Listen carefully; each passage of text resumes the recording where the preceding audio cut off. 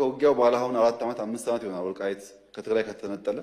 እስካሁን እኮ የኢትዮጵያ ፌዴራል መንግስት ለወልቃይት በጀት አይሰጥም እስከዛሬ።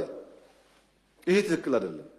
ህዝቡ እየኖረ መምህር እያስተማረ ጤና ሰው እያከመ በጀት አልቦ ዞኑን ማስቀመጥ ትክክል አይደለም። ህግ ለማክበር ሲባል ነው የተደረገው እንጂ ትክክል አይደለም። በጀት የላቸውም። ለምን? ከትግራይ ጋር ተነጋግረን ስላልፈታ ነው።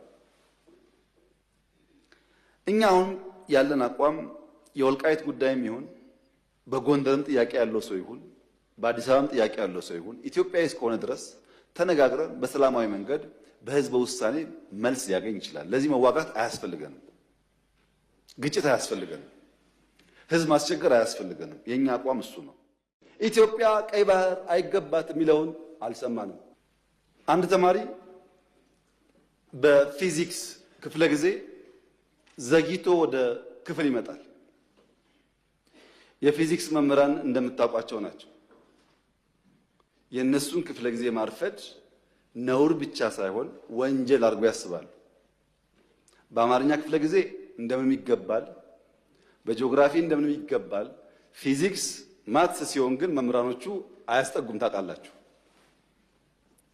እና አንደኛው ተማሪ አርፍዶ መጣ። ለምን አርፍደ መጣ ሳይለው መምህሩ እንዴት በእኔ ክፍለ ጊዜ ተረፍዳለህ ብሎ በረንዳ ላይ ከክላሱ በር ላይ ተንበርከክ ይለዋል።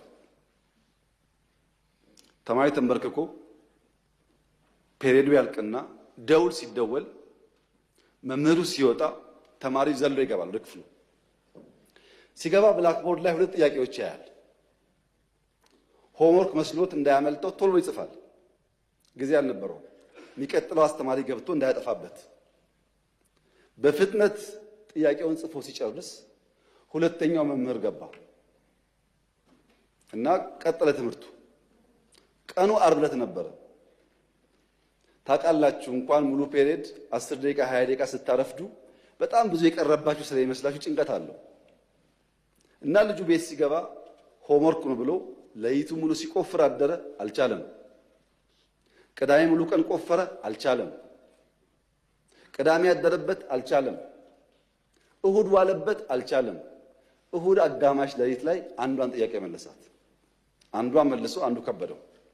አስቡት፣ ዓርብ፣ ቅዳሜ፣ እሁድ 2 ጥያቄ ለመመለስ ሲፈጋ ቆይቶ እሁድ ለሊት አጋማሽ ላይ አንዷን መልሶ አንዷ ቀረችውና ሰኞ ጠዋት ትምህርት ቤት ሄዶ የፊዚክስ መምህር ገብቶ አዲስ ቻፕተር መጻፍ ጀመረ። ተማሪው እንደ መምህር የባለፈው አሳይመንት ሳሉ የባለፈው ሳምንት ሆምወርክ ሳሉ ያማል እንደ ባለፈው ሆምወርክ አልሰጠውም ይላል መምህሩ። እንደ 2 ጥያቄ ጽፈው አርፍጄ ገብቼ ጽፌያለሁ እኮ ይላል። እና መምህሩ ምን አለ? እነዚህ 2 ጥያቄዎች እኮ በዓለም ላይ ያሉ የፊዚክስ አዋቂዎች ሞክረው አቅቷቸው ያልተመለሱ ጉዳዮች ናቸውና እዚህ ያለውም ተማሪ ጊዜ እንዳታባክኑ እንኳን እናንተ ሳይንቲስቶች አልመለሱትም እየጻፍኩላቸው እንጂ ስሩ እኮ አላልኳቸውም ማለት። አሃ እንደዚያማ ከሆነ አንዱ መልሼዋለሁ። መምህሩ ሲያይ ሰው ሲያሳዩ ለካ ትክክል አንደኛውን ፈቶታል። ዓለም አልቻለም የተባለው ለምን? ስላልሰማ። አትችልምና አትስራው ብሎ መምህር ሲጽፍ ቢሰማ ኖሮ እሱም አጣጥፎ ይቀመጥ ነበር። እሱ አልሰማም፣ አትችልም ማለት ነው። እና የተከበረው ምክር ቤት ኢትዮጵያ ቀይ ባህር አይገባትም የሚለውን አልሰማንም። አመሰግናለሁ። የኛ መልእክት ለኤርትራ መንግስት፣ ኤርትራውያን ወንድሞቻችን ናቸው፣ ከነሱ ጋር ውጊያ አንፈልግም። ለኤርትራ መንግስት ያለ መልእክት አንደኛ ጥይት አስተላላፊ አትሆኑ፣ ሀገር ሁኑ። ወደ ጎረቤት ሀገር ጥይት ማስተላለፍ ጥሩ አይደለም። አባይም ጸባይ ገዝቷል። የኛም ሽፍቶች ጸባይ ይገዛሉ እና አንድ ቀን ጥይት ሳመላልስ ብሎ ታሪክ ስለሚናገሩ ጥይት ማቀባበል ቢቀርባችሁ።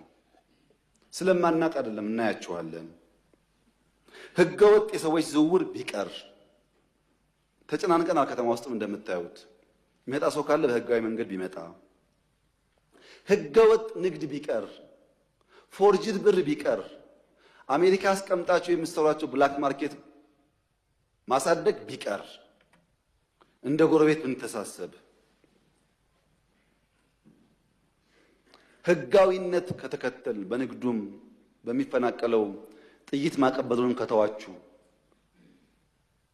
በሰላም አብረን ለማደግ በፍቅር አብረን ለመቀጠል ከምን ጊዜውም በላይ ኢትዮጵያ ፍላጎት አላት። እኔ ልክ እንደባለፈው አሁንም አስመራ መሄድ ፍላጎት አለኝ። ችግር የለብኝም። ምን ከሆነ ትርፍ ካለው ነው። ትርፍ ከሌለው ጊዜ ማባከን ነው። እኔ ባሌ የመላለስበትን ጊዜ ዝም ብዬ በከንቱ አስመራ ልመላለስ አልችልም። ጊዜ የለኝም። ስራ አለኝ። ጦርነት አንፈልግም የምንለውም በምክንያት ነው። ሚሊዮን % እርግጠኛ ነኝ ኢትዮጵያ ተዘግታ አትኖርም። ማንም ፈለገም አልፈለገም አትኖርም። እና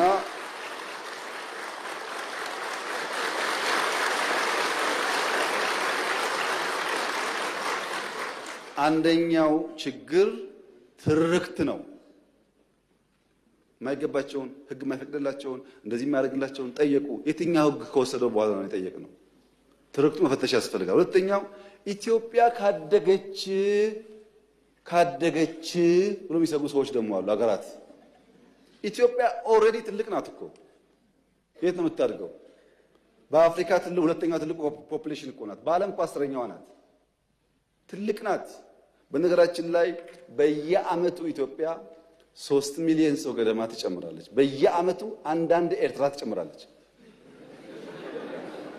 በየአመቱ